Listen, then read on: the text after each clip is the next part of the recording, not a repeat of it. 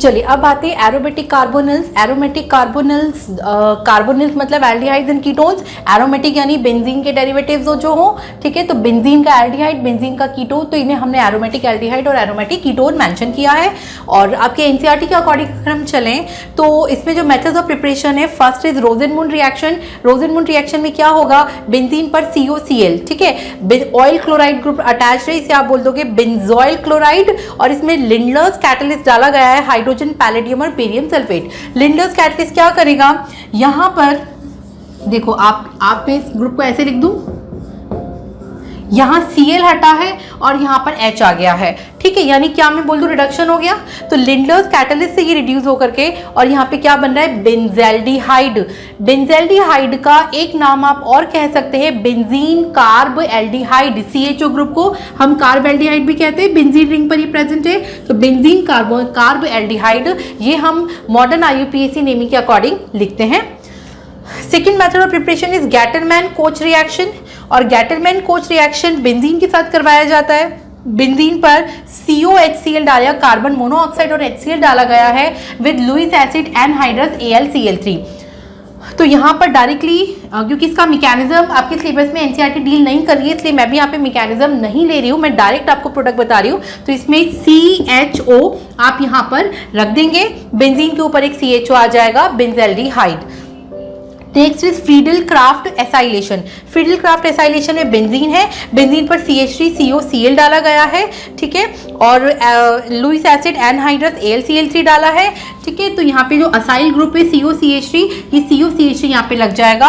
और जो कंपाउंड यहाँ बना है कीटोन है, जिसका नेम हम एसिटोफिनॉन भी कहते हैं, ठीक है। फ्रीडल-क्राफ्ट रिएक्शन और गैटरमैन-कोच दोनों ही इलेक्ट्रोफिलिक एरोमेटिक सब्स्टिट्यूशन नाम का मैकेनिज्म फॉलो करती हैं, जिसका डिटेल आपने 11th क्लास में पढ़ा था। 11th में जब आपने फ्रीडल-क्राफ्ट एसाइलेशन पढ़ा था तो उसी मैनर पर ही गैटरमैन-कोच का भी रिएक्शन है, क्योंकि दोनों ही रिएक्शन में आप गौर से देखिए बेंजीन पर डायरेक्टली एल्डिहाइड या कीटोनिक ग्रुप आ रहा है। तो यहाँ पर हमने इनका सिर्फ रिएक्शन अभी किया है।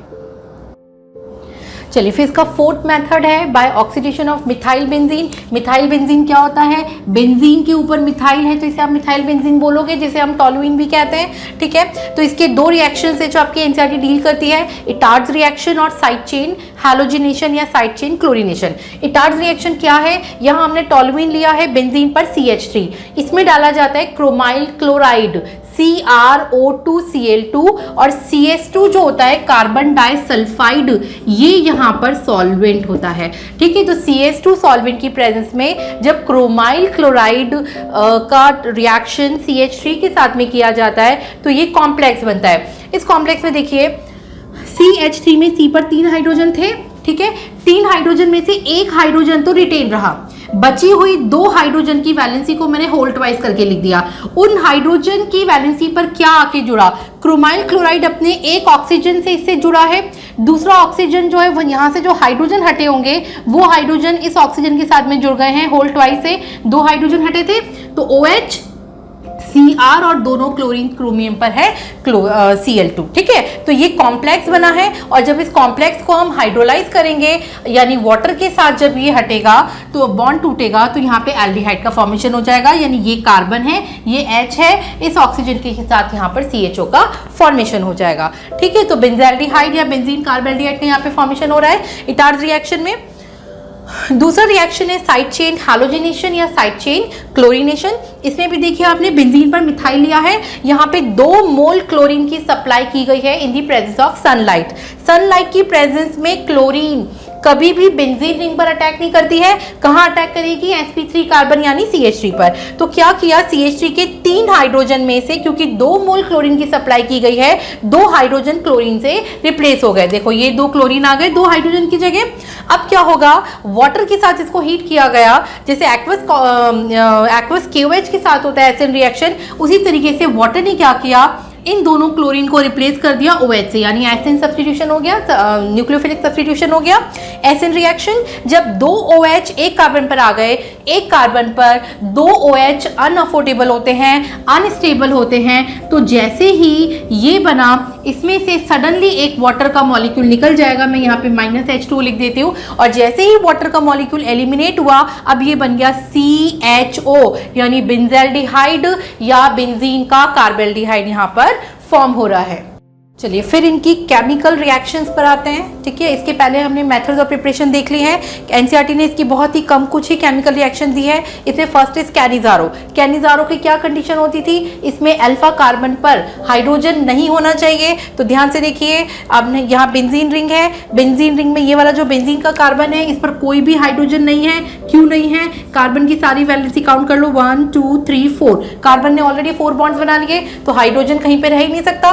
ठीक है, तो क्योंकि अल्फा हाइड्रोजन नहीं है, इसलिए कैनिजारो रिएक्शन दे देगा। तो कॉन्क एल्कली NaOH डालने पर क्या होगा, एक CHO molecule will convert into COO- और एक CHO molecule will convert into CH2OH। यहाँ पे बेंजीन रिंग को आपको टच नहीं करना है, सिंपली एक एल्डिहाइड को ऑक्सीडाइज कर देना है, दूसरे एल्डिहाइड को अल्कोहल में रिड्यूस कर देना है। Second is electrophilic aromatic substitution reaction. ये इस रिएक्शन के लिए इनका डायरेक्टिव इन्फ्लुएंस आपको पता होना चाहिए।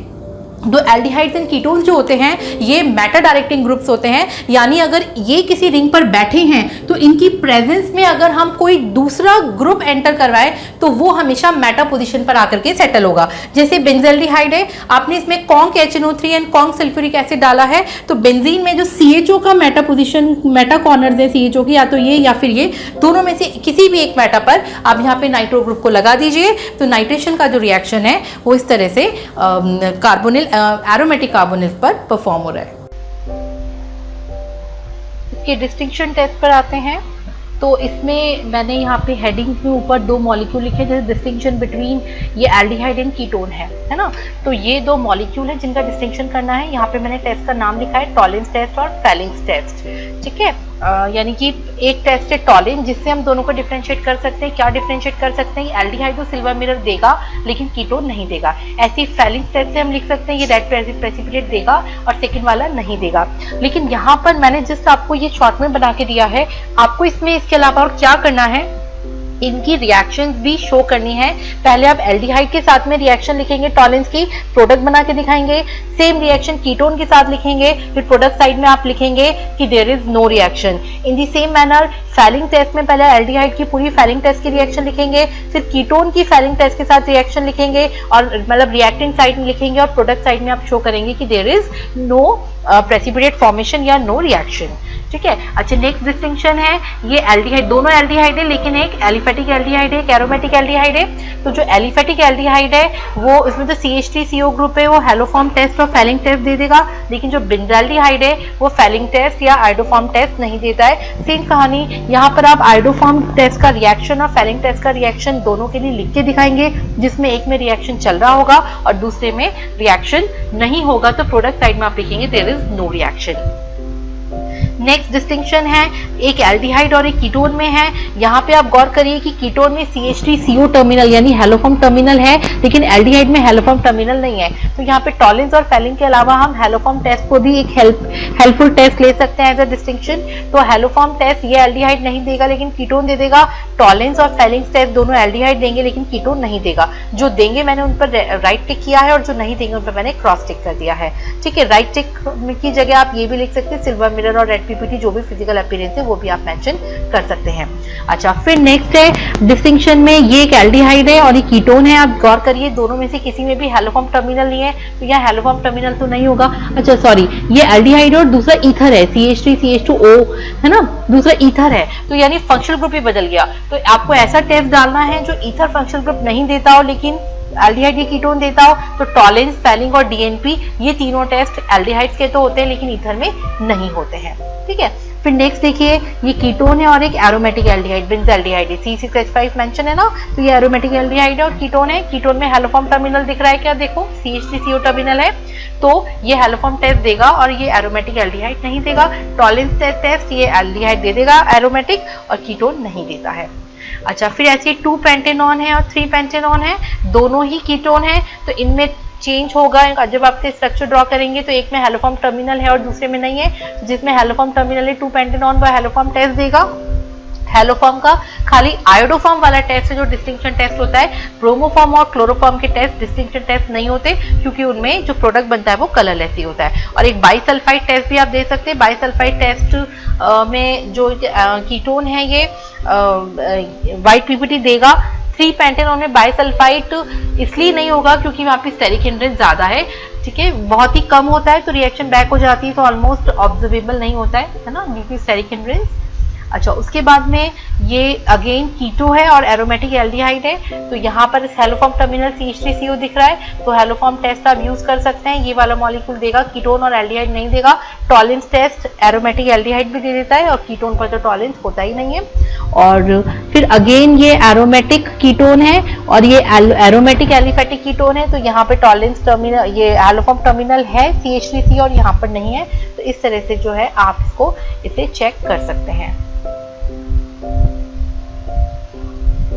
एक बार इसको ओवरव्यू आपको और दे देती हूँ।